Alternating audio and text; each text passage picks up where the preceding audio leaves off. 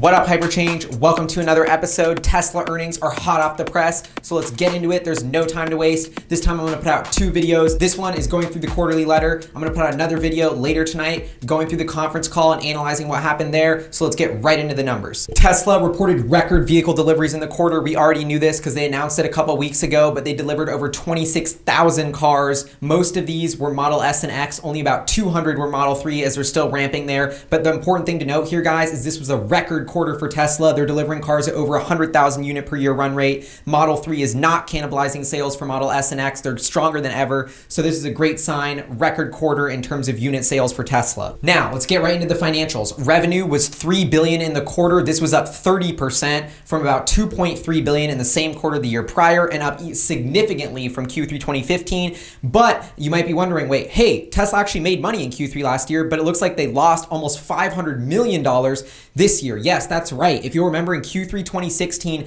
Tesla halted the brakes on all spending to prove to the market that it could be profitable. And that's why you're seeing positive operating income in the same quarter last year. This year, Tesla's been investing heavily to ramp Model 3 production. They've been guiding that lower gross margins were going to significantly impact profitability. And that's what we saw. So despite the strong revenue growth, losses were increasing. Diving into this a little bit further, as you can see, Tesla's gross margin has been hovering between 20 and 30% for the past couple years. This quarter, it was coming in at the lowest it's been for 8 quarters or so at about 15%. This is because as they ramp Model 3 production, they have a ton of equipment to install that's really expensive to lay the groundwork to build hundreds of thousands of Model 3s per year, yet they're only building a couple hundred a quarter. So until they hit that run rate of significantly more deliveries, gross margin is going to be depressed. It's also important to note that in the quarterly letter, management guided that gross margins in Q4 would be similar, also pretty low as they continue to ramp Model 3 production. But long term, the goal to get Model 3 to a gross margin of 25%, which is going to bring Tesla back to that 20 to 30% gross margin range, is still on the table for mid 2018. Year-to-date results, you can see Tesla has been growing astronomically. Revenue is up 80% to $8.5 billion through the first 3 quarters of this year. That's right, 80% growth for the first 3 quarters of this year for Tesla, just scaling incredibly quickly. And remember, this is without barely any Model 3s. This is just mostly growth in Model S, X, and energy sales. So that's really impressive here. Once again, you'll note the operating loss of $1 billion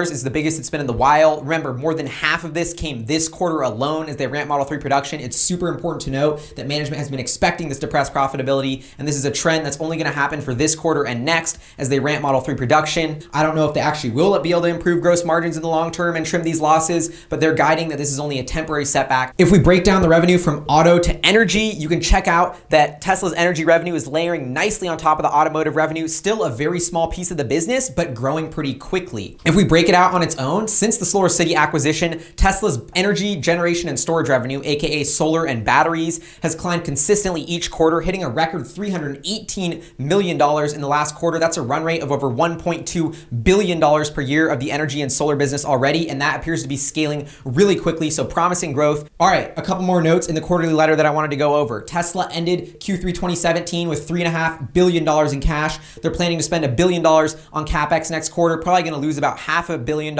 from operations as well. So that's only about $1.5 billion burn next quarter, and they're guiding that as they ramp Model 3 production, they actually expect to hit positive cash flow from operations. So the cash cushion of $3.5 billion is pretty good. It's better than I was expecting. Model S and X sales are expected to be 100,000 units this year. That's up 30% from 2016. And remember, both of these cars are competing in a category that's not growing at all, yet they're growing 30%. That means they're taking market share within the vehicle segments they compete in. So the most important part, I probably should have gotten to this earlier in the video, but they have moved back their target. They originally guided on the last conference call that they would be producing 5,000 Model 3s per week by the end of this year. That has now been moved back to the end of Q1. So they're shifting it back 3 months, 1 quarter. They're saying by the end of March in 2018, we will get to that 5,000 a week Model 3 orders. They give a much longer explanation in the quarterly letter. I'm going to put the link in the description. Go read it for yourself. But other really good Model 3 news, Model 3 net orders for Model 3 continue to grow significantly. So that means even with cancellations, the backlog continues to grow. People are just getting more and more amped about this vehicle.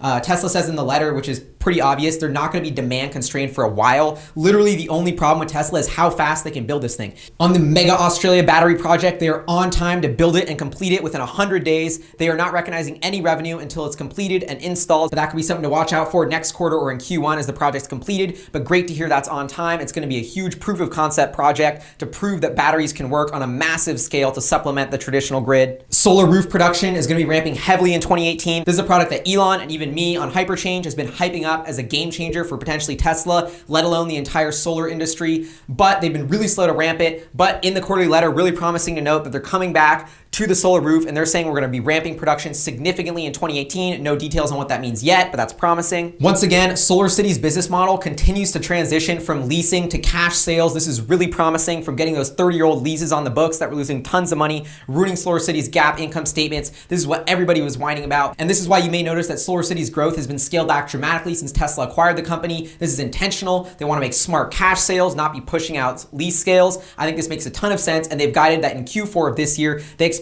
cash sales to be over 50% of SolarCity's revenue for the first time ever. The semi-truck event, they end with a little bit of clue saying that you should be super excited. They're going to electrify the entire trucking industry. This is still on track for mid-November. Remember, the semi unveiling has already been delayed twice. I'm on the edge of my seat. I can't freaking wait to see this event, but it's coming in mid-November, so that's only like 2 weeks away. Super stoked. I don't think they can pull off delaying it again this time. Anyway, that's my wrap up of Tesla's Q3 2017 financials. Overall, a great quarter. We already knew what the car deliveries were. We knew that profitability was going to get hit with Model 3 gross margins. The biggest news, I would say, is a 3-month delay in the target to ramp to 5,000 units per week of Model 3 production going from Q4 to Q1. Is it the end of the world? No. Tesla always sets ambitious targets. They're still going to be building hundreds of thousands of Model 3 next year, in my opinion, or at least that's saying what they're planning to do. So I think that's all good. They still have $3.5 billion, plenty of a cash cushion to help them ramp production through this difficult time. The energy business is really starting to pick up with this Australia project. Revenue's at a $1.2 billion run rate. Now, I'll catch you guys later. I'm about to tune into the conference call. I'll make another video recapping that. See you guys next time. Peace.